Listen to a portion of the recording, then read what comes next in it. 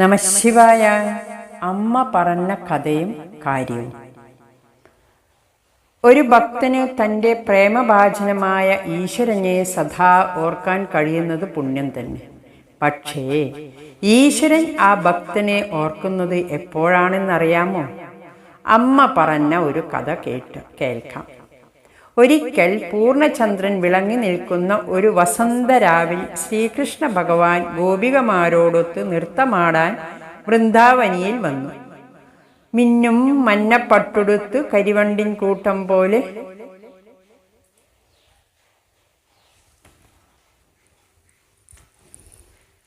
നമഃശിവായ. അമ്മ പറഞ്ഞ കഥയും കാര്യവും. ഒരു ഭക്തന് തൻ്റെ പ്രേമഭാജനമായ ഈശ്വരനെ സദാ ഓർക്കാൻ കഴിയുന്നത് പുണ്യം തന്നെ. പക്ഷേ ഈശ്വരൻ ആ ഭക്തനെ ഓർക്കുന്നത് എപ്പോഴാണെന്നറിയാമോ? അമ്മ പറഞ്ഞിട്ടുള്ള ഒരു കഥ കേട്ട് നോക്കാം. ഒരിക്കൽ പൂർണ്ണചന്ദ്രൻ വിളങ്ങി നിൽക്കുന്ന ഒരു വസന്തരാവിൽ ശ്രീകൃഷ്ണ ഭഗവാൻ ഗോപികമാരോടൊത്തു നൃത്തമാടാൻ വൃന്ദാവനിയിൽ വന്നു. അർക്കനുദിക്കും വരെ നൃത്തം ചെയ്തു തളർന്നപ്പോൾ ഭഗവാൻ നടുവിലും ചുറ്റിലും ഗോപികമാരും ആ പൂങ്കാവനത്തിൽ ഇരുന്നു. ഒരു ഗോപിക മെല്ലെ ആ ബാലനോട് ചോദിച്ചു, അല്ലയോ ഭഗവാനെ, ഈ വൃന്ദാവനത്തിൽ എത്രയോ സുഗന്ധ പുഷ്പങ്ങളുണ്ട്. പക്ഷേ ഈ താമരയും തുളസിയും അങ്ങേക്ക് പ്രിയമുള്ളതായി തീരാൻ കാരണമെന്താണ്? പുഞ്ചിരി തൂകിക്കൊണ്ട് കാർവർണ്ണൻ പറഞ്ഞു, ഗോപികളെ, ഇവ രണ്ടും വെറും സാധാരണ പുഷ്പങ്ങളല്ല. അവ ആത്മാർപ്പണത്തിൻ്റെ പ്രതീകങ്ങളാണ്. അതെങ്ങനെയാണ് കൃഷ്ണ ഇവ ആത്മാർപ്പണത്തിൻ്റെ പ്രതീകങ്ങളാകുന്നത്? മറ്റൊരു ഗോപിക ചോദിച്ചു. എന്നാൽ ആ കഥ കേട്ടുകൊള്ളുക എന്ന് പറഞ്ഞ് ഭഗവാൻ താമരയുടെയും തുളസിയുടെയും കഥ പറഞ്ഞു തുടങ്ങി. ഒരിക്കൽ ഒരു മണ്ണാങ്കട്ടയും കരിയിലയും ഒളിച്ചും പാത്തും കളിക്കുകയായിരുന്നു. അന്നേരം ആ വഴി ഒരു മുല്ലപ്പൂ കാറ്റത്ത് പറന്നു വന്നു. കളി നിർത്തി അവരതിനോട് ചോദിച്ചു, എവിടേക്കാ പൂവേ ഇത്ര ധൃതിയിൽ പോകുന്നത്?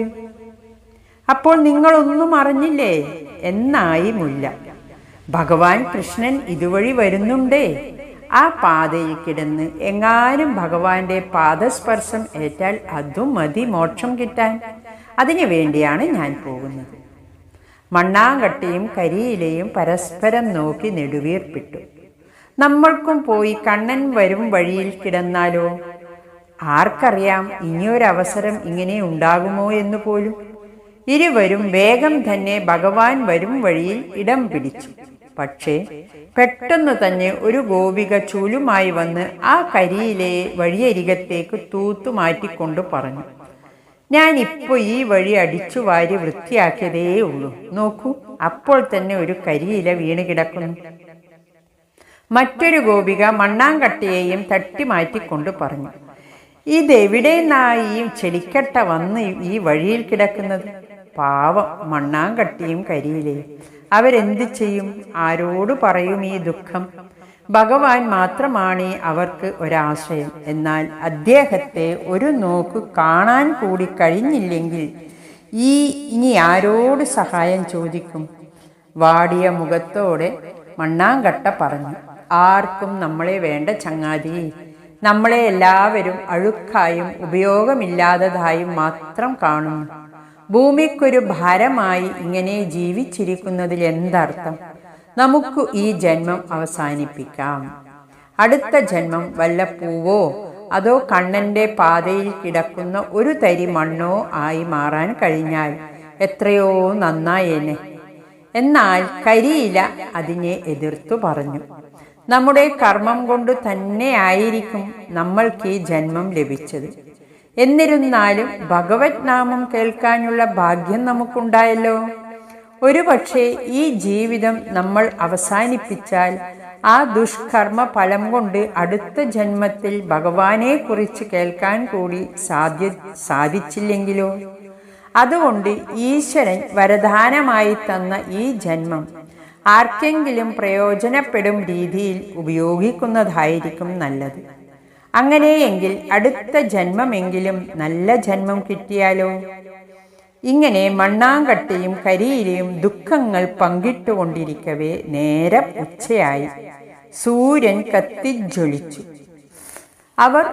പെട്ടെന്നാണ് അവർ ഒരു കരച്ചൽ കേട്ടത്. ചുറ്റും നോക്കിയപ്പോൾ ഒരു കുഞ്ഞു കറുത്ത വിത്തായിരുന്നു അത്. മണ്ണാങ്കട്ട ചോദിച്ചു, താൻ ആരാണ്? എന്തിനാണ് കരയുന്നത്? വിത്തു മറുപടി പറഞ്ഞു, ഞാനൊരു താമര വിത്താണ്. ഈ കൊടും ചൂട് കാരണം ഞാൻ മരിച്ചു കൊണ്ടിരിക്കുകയാണ്. ആരെങ്കിലും ഒരാൾ എന്നെ ഉന്തിത്തള്ളി ഏതെങ്കിലും ജലാശയത്തിൽ ഇട്ടിരുന്നേൽ ഞാൻ രക്ഷപ്പെട്ടേനെ. ഇത് കേട്ട് ഒരു നിമിഷം ചിന്തിച്ചു മണ്ണാങ്കട്ട പറഞ്ഞു, വെള്ളത്തിൽ തൊട്ടാൽ തന്നെ ഞാൻ അലിഞ്ഞില്ലാതായി പോകും. പക്ഷേ അത് സാരമില്ല, നിന്റെ ജീവൻ രക്ഷിക്കാമല്ലോ. ഞാൻ കാരണം എന്തെങ്കിലും ഒരു പ്രയോജനം ലോകത്തിനു ഉണ്ടാകട്ടെടോ. ഇതും പറഞ്ഞ് വിത്തിന്റെ മറുപടിക്കൊന്നും കാത്തു നിൽക്കാതെ മണ്ണാങ്കട്ട ചാടിക്കയറി ആ വിത്തിനെ പൊതിഞ്ഞു.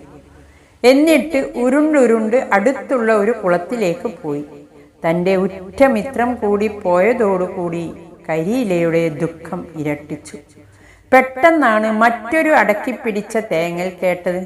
ശ്രദ്ധിച്ചു നോക്കിയപ്പോൾ കണ്ടത് ഒരു കടുകുമണിയോളം പോന്ന മറ്റൊരു വിത്തായിരുന്നു അത്. എന്തിനാണ് കരയുന്നത്? ഇല ചോദിച്ചു. ഞാനൊരു തുളസി വിത്താണേ. ഈ കൊടും കാട്ടിൽ ഞാൻ കത്തിക്കരിഞ്ഞു പോകുന്നു. ഈ കൊടും ചൂടിൽ ഞാൻ കത്തിക്കരിഞ്ഞു പോകുന്നു. ഞാൻ ഈശ്വരനോട് പ്രാർത്ഥിക്കുകയായിരുന്നു എന്തെങ്കിലും ഒരു തണൽ തരണേ എന്ന്. വിത്ത് മറുപടി നൽകി, നീ പേടിക്കണ്ട, എന്തെങ്കിലും ഒരു പ്രയോജനം എന്നെ കൊണ്ട് നിനക്കുണ്ടാവട്ടെ എന്നു പറഞ്ഞ് കരിയില ആ വിത്തിനെ സൂര്യതാപത്തിൽ നിന്ന് മറച്ചു. അങ്ങനെ കിടന്ന് മഴയും വെയിലും കാറ്റും എല്ലാം കൊണ്ട് ആ കരിയില തവിടുപൊടിയായി പോയി.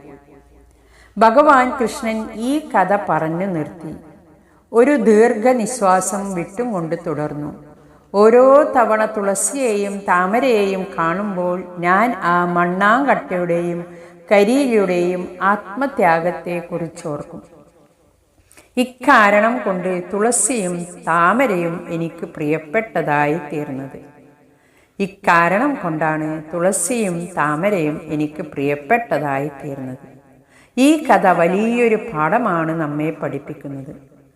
തന്നെ നനയ്ക്കുന്ന ഭക്തരെ ഭഗവാൻ കരുതുമെന്നുള്ളത് സംശയമില്ലാത്ത കാര്യം തന്നെ. എന്നിരുന്നാലും മറ്റു സഹജീവികളോടുള്ള കാരുണ്യം ഉണർന്ന ഒരു വ്യക്തിയെ ഭഗവാൻ സദാ സ്മരിക്കുന്നു. ഹരി ഓം നമഃ ശിവായ.